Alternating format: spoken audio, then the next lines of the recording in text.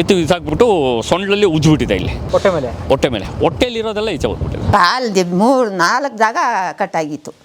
4 ಭಾಗ. ನಾವಾಡುವ ನುಡಿಯೇ ಕನ್ನಡ ನುಡಿ. ಡೋರ್ ಹಾಕ್ಬಿಟ್ಟು ಆಮೇಲೆ ಹತ್ತಿ ಗಾಡಿ.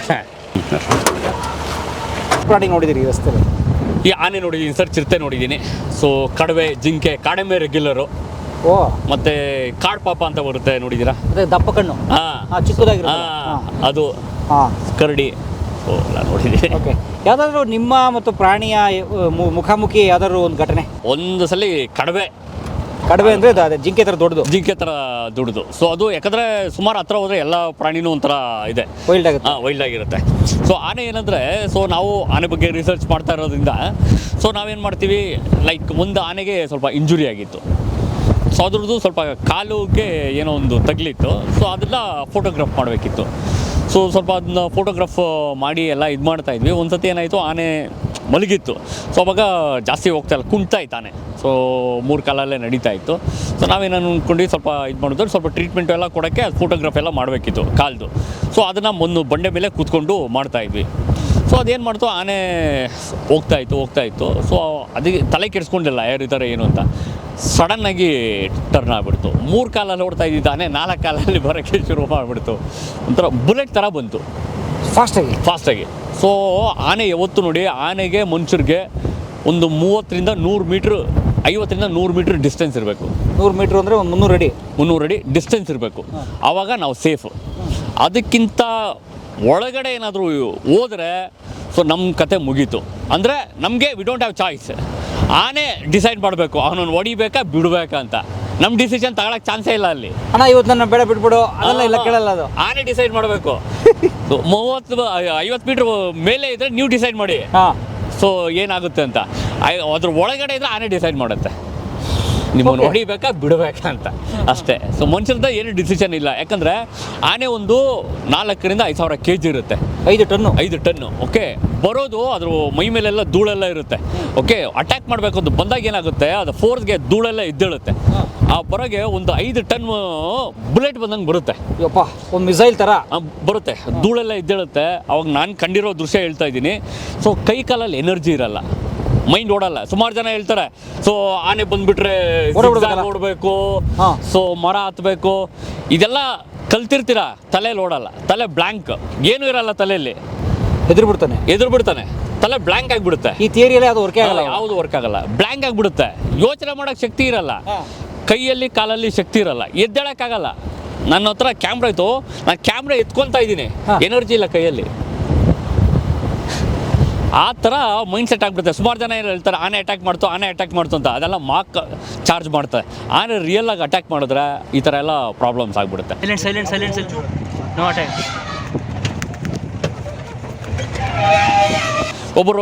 ಕೆಲವೊಬ್ಬರು ನೋಡಿ, ನಾನೊಂದು ವಿಡಿಯೋ ನೋಡಿದೆ, ಬಂಡೀಪುರದಲ್ಲಿ ಓಡಿಸ್ಕೊಂಬರುತ್ತೆ. ಅವ್ನು ಓಡ್ತಾ ಇರ್ತಾನೆ, ಕಾಲು ಬಿದ್ದೋಗುತ್ತೆ ಅಂದರೆ ಎನರ್ಜಿ ಇರಲ್ಲ, ಮೊಣಕಾಲಲ್ಲಿ ಎನರ್ಜಿ ಬರಲ್ಲ, ಹಂಗೆ ಬಿದ್ದೋಗ್ತಾನೆ. ಅಂದರೆ ಅದು ಒಂಥರ ಟ್ರಾಮಾ ಮೈಂಡ್ ಬ್ಲಾಂಕ್ ಆಗಿಬಿಡುತ್ತೆ. ಥಿಂಕ್ ಮಾಡೋ ಅಷ್ಟು ಟೈಮು ಕೊಡಲ್ಲ, ಇದು ಇರಲ್ಲ. Okay, shock.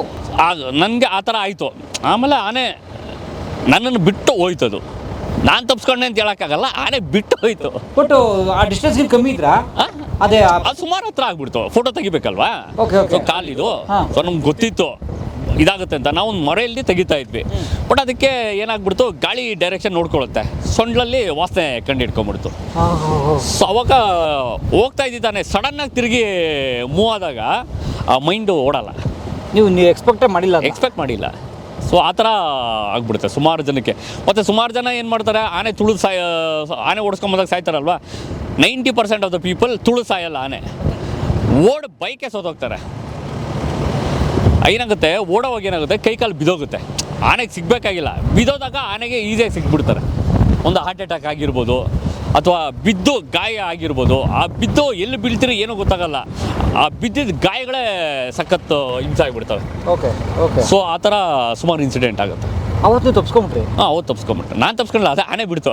ಅವತ್ತು ಆನೆ ಡಿಸೈಡ್ ಮಾಡೋದು ಬೇಡ, ಹೋಲಿ ಅಷ್ಟೇ. ಬಟ್ ಅದು ಮನ್ಸು ಮಾಡಿದ್ರೆ ನೀವು ಮಾಡಿದ್ರೆ ಇರ್ತಾ ಇರಲಿಲ್ಲ. ಸೊ ಆನೆ ಯಾವತ್ತು ಮನುಷ್ಯನ ಆನೆ ಆಹಾರ ಅಲ್ಲ.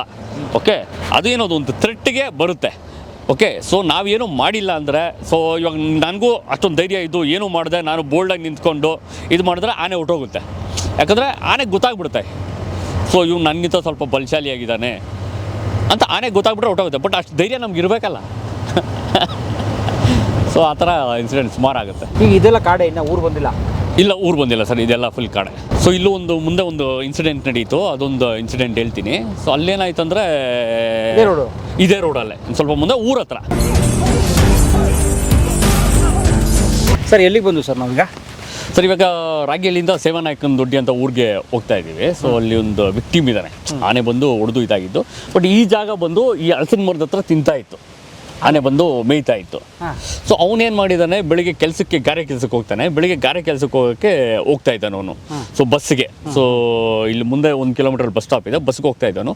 ಸೊ ಅವ್ನು ಬಂದಿರೋದು ಆನೆಗೆ ಗೊತ್ತಾಗಿಲ್ಲ, ಸೊ ಆನೆ ಇರೋದು ಅವನಿಗೆ ಗೊತ್ತಿಲ್ಲ. ಸೊ ಬೆಳಿಗ್ಗೆ ಏನೋ ಮಂಜಿರೋದ್ರಿಂದ ಕಿವಿಗೆಲ್ಲ ಇದು ಕಟ್ಕೊಂಡು ಟವಲ್ ಕಟ್ಕೊಂಡು ಮುಚ್ಕೊಂಡು ಒಂದು ಇದರಲ್ಲಿ ಹೋಗ್ತಾ ಇರ್ತಾರೆ. ಆನೆ ಇದೆ ಅಂತ ಮಂಪ್ರಲ್ಲಿ ಹೋಗ್ತಾ ಇರ್ತಾರೆ. ಅವಾಗ ಏನಾಗಿದೆ, ಆನೆ ಸಡನ್ನಾಗಿ ಮೇಯ್ತಾ ಇದ್ದಿದ್ದು ತಿರುಗಿಬಿಟ್ಟಿದೆ ಅವನ ಕಡೆ.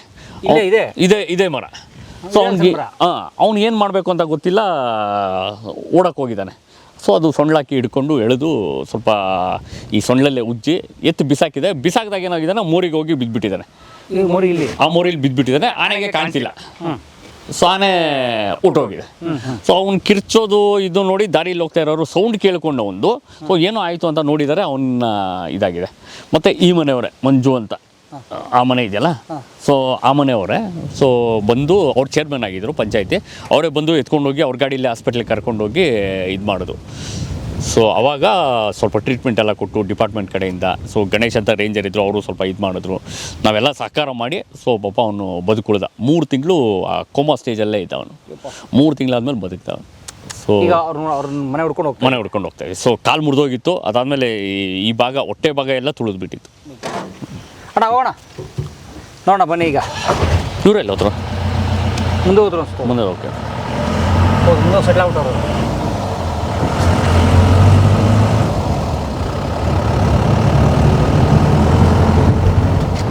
ನೀವು ಯಾವ ಕಡೆ ನೋಡಿದ್ರು ರಾಗಿನೇ. ಅದೇ ಮಳೆ ಆಶ್ರಯಕ್ಕೆ ಬಂದ್ಬಿಡುತ್ತಲ್ಲ. ಸೊ ಈ ಥರ ನೋಡಿ ಎಮ್ಮ ಇಲ್ಲೇನೋ ಮಾಡ್ತಾರಲ್ಲ, ಇವರೆಲ್ಲ ರಿಸ್ಕಲ್ಲಿ ಇದ್ದಾರೆ ಆಲ್ರೆಡಿ. ಎಲ್ಲ ರಿಸ್ಕಲ್ಲಿ ಇದ್ದಾರೆ. ಬಟ್ ಏನಂದರೆ ಬೆಳಗಿನ ಜಾವ ಎಲ್ಲರಿಗೂ ಗೊತ್ತು ಬರಲ್ಲ ಅಂತ.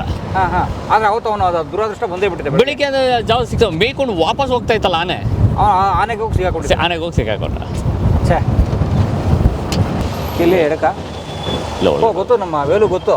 ಹೋಗಿ ಮಾತಾಡಿಸಿ, ಇಲ್ಲೇ ಅವ್ರನ್ನೆಲ್ಲ ಮಾತಾಡಿಸಿದ್ವಿ. ಓಕೆ ಶಕ್ತಿವೇಲ್ ಅವ್ರನ್ನೊಂದು ಮಾತು ಕೇಳ್ಬಿಟ್ಟಿದ್ದಾರೆ ಅಂತ. ಅಮ್ಮ ನಮಸ್ತೆ. ಅದೇ ಆನೆ ತುಳಿದ್ಬಿಟ್ಟಿತ್ತಂತಲ್ಲ ರವಿ ಅಂತ, ಅವ್ರ ಮನೆ ಯಾವುದು?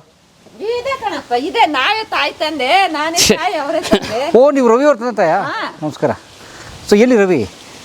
ಅವನು ಎಲ್ಲ ಸಿಟಿ ಕಡೆ ಹೋಗವನು. ನಮಸ್ತೆ. ನಿಮ್ಮ ಹೆಸರು ಹೇಳ್ರಿ? ಪದ್ದುಬಾಯಿ. ಪದ್ದುಬಾಯಿ. ಕೆಲ್ಸಕ್ಕೆ ಬೆಳಿಗ್ಗೆ ಎಷ್ಟು ಹೊತ್ತಿಗೆ ಕೆಲ್ಸಕ್ಕೆ ಹೋಗ್ತಾ ಇದ್ದ ಆಯಪ್ಪ. ಅಮ್ಮ ಹತ್ತು ಏನು ಅಂದೆ, ಇಷ್ಟು ಬೀರ್ನ ಎದ್ದು ಕೈ ಕಾಲು ಮುಖ ತೊಳ್ಕೊಂಡು ಮಾತಾಡ್ಸ್ಕೊಂಡು ದಿನಾನು ಮಾತಾಡ್ಸ್ಕೊಂಡು ಮಾತಾಡ್ಸ್ಕೊಂಡು ಹೋದ. ನಿಮ್ಮ ಮಗ? ನನ್ನ ಮಗ ದಿನಾನು ಅಲ್ಲಿ ಮನ್ಕೋತಾರೆ, ನಾವು ಇಲ್ಲಿ ಮನ್ಕೋತಾ ಇದ್ದೋ.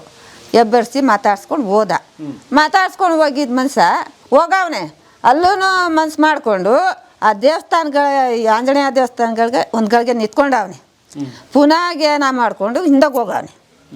ಮುಂದೆ ಹೋಗಿ ಪುನಃ ಹೋಗಿ ಈ ಯಾ ಕಡೆಯಿಂದ ಬಂತು ಅಳಸನ ಕೆಳಗಡೆ ನಿಂತಿದ್ದಂತೆ ಆನೆ ನಿಂತಿದ್ಕ ಇನ್ನು ನೋಡ್ಕೊಂಡಿಲ್ಲ, ಸೀದಾ ದಬ್ಬಕ್ ಅರ್ಜೆಂಟಾಗಿ ಬಸ್ ಹೊಂಟೋಯ್ತದಂತ ಹೋಗವನೆ.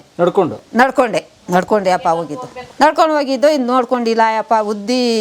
ಇದ್ದಿತ್ತಲ್ಲ ಬೇಲಿ ಈ ಕಡೆ ಇತ್ತು, ಬೇಲಿ ಹಿಂದ್ಗಡೆ ಆನೆ ಇತ್ತೇನೋ. ಈ ಬಡ್ ಅಂತ ಚಪ್ಪಲಿ ಹಾಕ್ಕೊಂಡು ಹೋಗವನ ಅರ್ಜೆಂಟಾಗ ಹಿಂದಿಂದ ಬಂದು ಓಡಿಸ್ಕೊಬಂದು ಕಾಲು ಎಳ್ದು ಬಿಸಾಕಿ, ಚರಂಡಿಲಿ ಹಾಕಿ ತುಳ್ದು ಚೆಂದಾಗಿ ಸುಣ್ಲಿಂದ ಹಜ್ಜಿ ಬಿಟ್ಕೊಂಡು ಹೋಗದೆ. ಅಷ್ಟೊತ್ತು ಹಾಲವ್ರು ಎತ್ಕೊಂಡು ಹೋಗವ್ರೆ. ಕಾಲು ಹಿಡ್ಕೊಂಡೈತೆ ಪೂರ್ತಿ, ಪೂರ್ತಿನೂ ಕಾಲು 3-4 ಜಾಗ ಕಟ್ಟಾಗಿತ್ತು. 4 ಭಾಗ 4 ಜಾಗ. ಮೂಳೆ ಎಲ್ಲ ಮುಡ್ದು ಪುಡಿನೇ ಆಗ್ಬಿಟ್ಟಿತ್ತು. ಎಲ್ಲ ಪುಡಿ ಆಗ್ಬಿಟ್ಟಿತ್ತು. ಆಮೇಲೆ ಕಾಲವ್ರು ಹೋದ್ರಲ್ಲ, ಹಾಲು ಎತ್ಕೊಂಡು ಅವ್ರು ನೋಡ್ಕೊಂಡು ಎಲ್ಲರಿಗೂ ಫೋನ್ ಮಾಡಿ ಹೇಳಿದ್ಕೆ ಎಲ್ಲ ಕಿರ್ಸ್ಕೊಂಡು ನಾವು ಎತ್ಕೊಂಡು ಹೋದ್ವಪ್ಪ ಎಲ್ಲರೂ. ಎಲ್ಲಿಗೆ ಹೋದ್ರಿ? ಇದು ಆಸ್ಪತ್ರೆಗೆ. ಇಲ್ಲ, ಯಾವ ಆಸ್ಪತ್ರೆಗೆ ಹೋದ್ರಿ? ಇದು ನಾರಾಯಣ ಹೃದಯ ಹಾಂ, ಆಸ್ಪತ್ರೆಗೆ ಕರ್ಕೊಂಡು ಹೋದರು.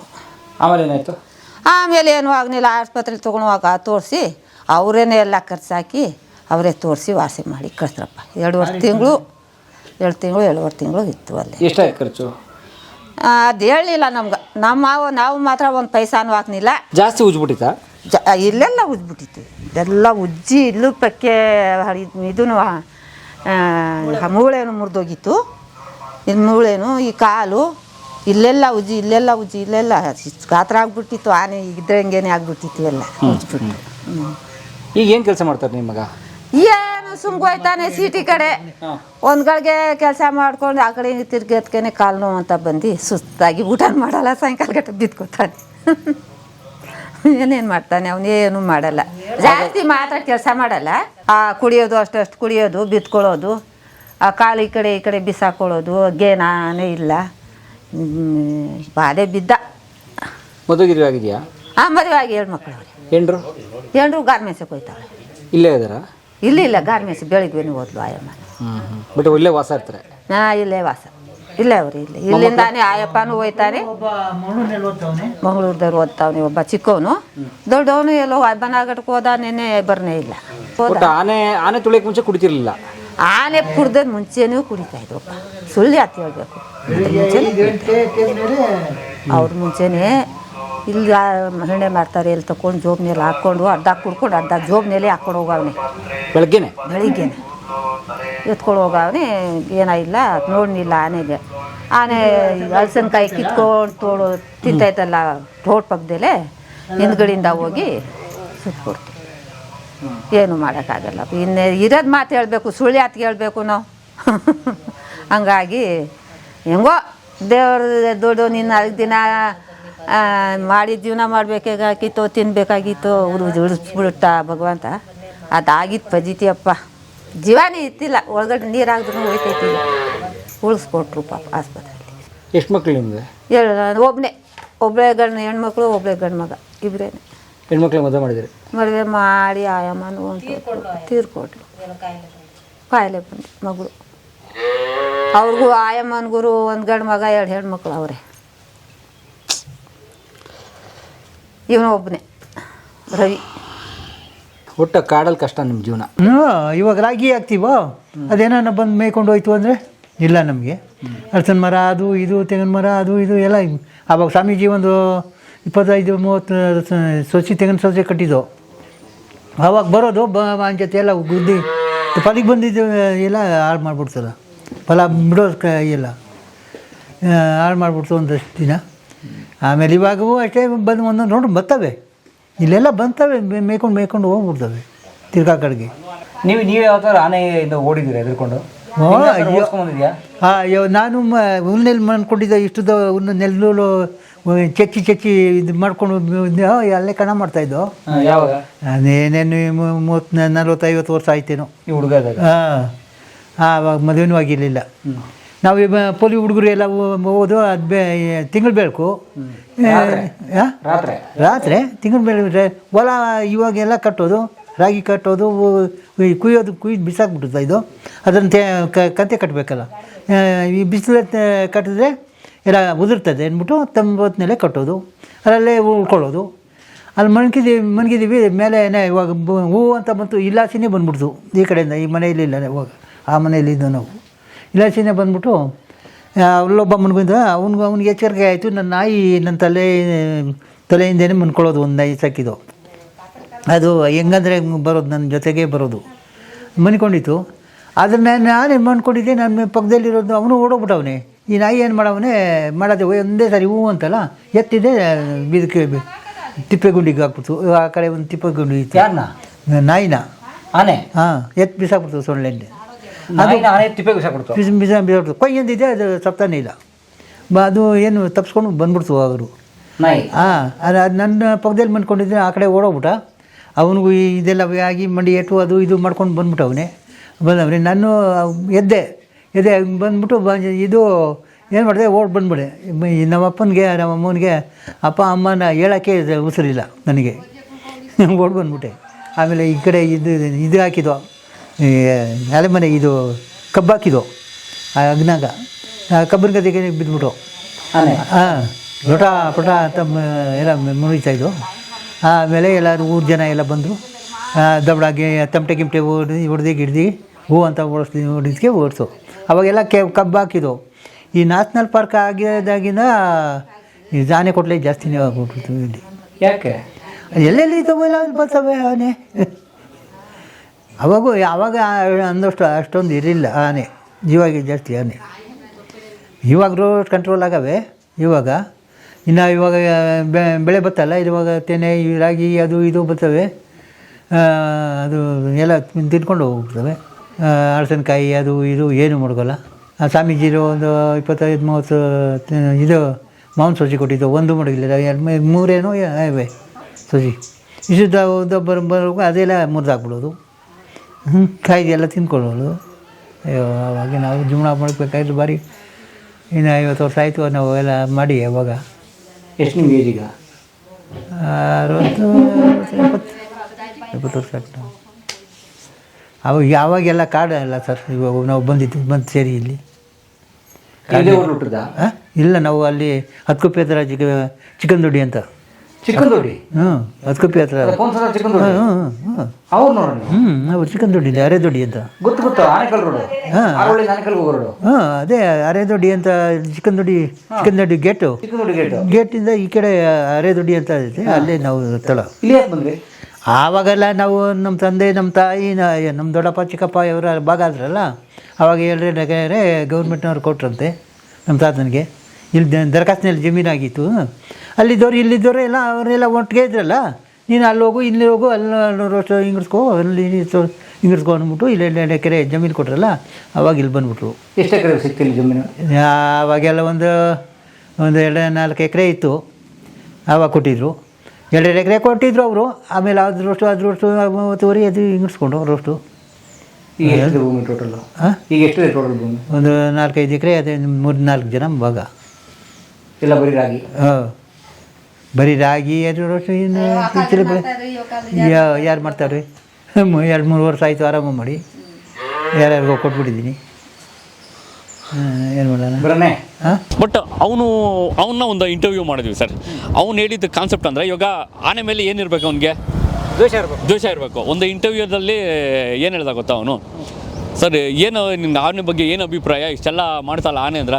ಸರ್ ಏನು ಮಾಡೋದು, ನನ್ನ ಹೊಟ್ಟೆ ಪಾಡಕ್ಕೆ ನಾನು ಹೋಗ್ತಾ ಇದ್ದೆ, ಅದ್ರ ಹೊಟ್ಟೆ ಪಾಡಕ್ಕೆ ಅದು ಬರ್ತಾ ಇತ್ತು, ಒಂದು ಇನ್ಸಿಡೆಂಟ್ ಆಗಿಬಿಡ್ತು, ಏನು ಮಾಡೋದು ಅಂತ ಅವನು. ಅಷ್ಟೆಲ್ಲ ಇಂಜುರಿ ಆಗಿ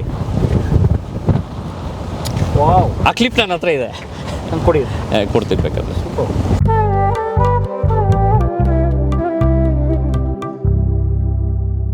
ಈ ವಿಡಿಯೋ ನೋಡಿ ನಿಮಗೆ ಕಾಡಿನ ಬಗ್ಗೆ ಅರಿವು ಬಂದಿದ್ರೆ, ಸೂಕ್ಷ್ಮವಾಗಿರಬೇಕು ಅಂತ ಅನಿಸಿದರೆ, ಕಸ ಹಾಕಬಾರ್ದು ಅಂತ ಅನಿಸಿದರೆ, ಕಿರ್ಚಾಡಬಾರ್ದು ಅಂತ ಅನಿಸಿದರೆ, ನಾವು ಸೋಷಿಯಲ್ ಡಿಸ್ಟೆನ್ಸಿಂಗ್ ಪ್ರಾಣಿಗಳಿಂದ ಇಟ್ಕೋಬೇಕು ಅಂತ ಗೊತ್ತಾಗಿದ್ದರೆ ಈ ವಿಡಿಯೋ ಸಾರ್ಥಕ. ಆರೋಷ ತಂಡಕ್ಕೆ ಶುಭವಾಗಲಿ.